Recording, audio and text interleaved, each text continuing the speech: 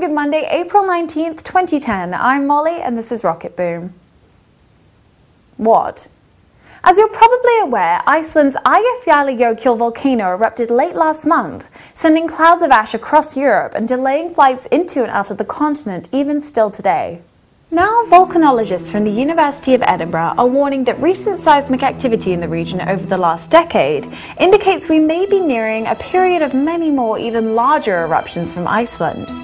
Further in doom and gloom, an asteroid headed straight for Earth entered the atmosphere, bursting into a brilliant fireball over southern Wisconsin, just before striking the roof of a shed belonging to a local farmer. The meteor fragment has been taken to UW-Madison for further analysis. There's been no word about the condition of the farmer's shed.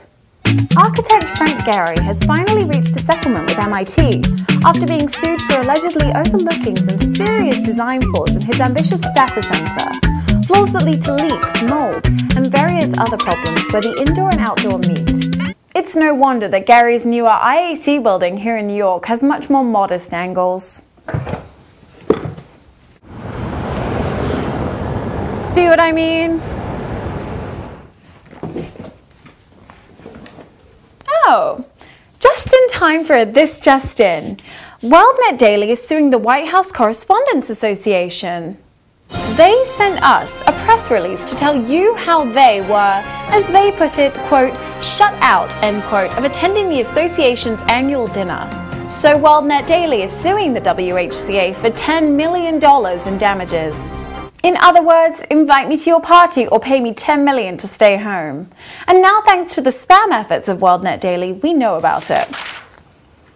In the future, computers may function more like a living brain sooner than later, thanks to a new component called the memristor.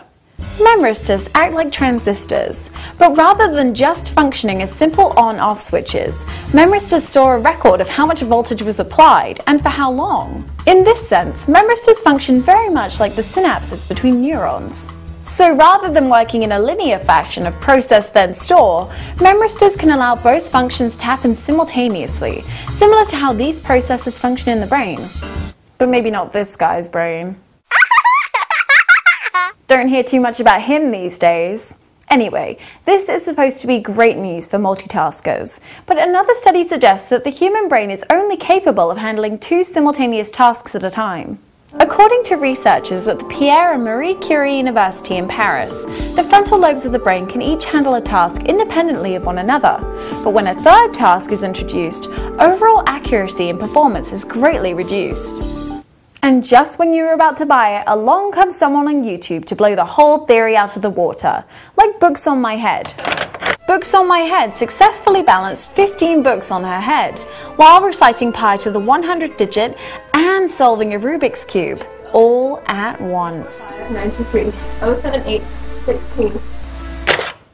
And finally for today, looks like Copper Cab, the young and proud ginger, is at it again, pissed as ever about South Park. South Park, you're making another video about red-haired people. Gah! Another video! As Sylvia Plath once said, out of the ash I rise with my red hair, and I eat men like air. I.e., be careful out there, folks, nobody is safe. From New York City, I'm Molly, I have a gun, and this is Rocketboom.